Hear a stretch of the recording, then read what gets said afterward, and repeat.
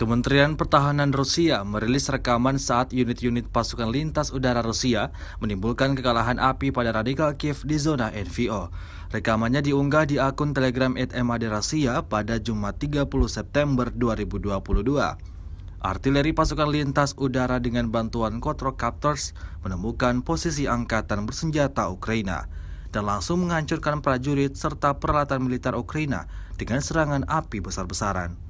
Sejauh ini selama invasi berlangsung, Rusia secara total merilis 307 pesawat Ukraina, 155 helikopter, dan 2.107 kendaraan udara tak berawak, serta sistem rudal anti pesawat dieliminir oleh pasukan Vladimir Putin.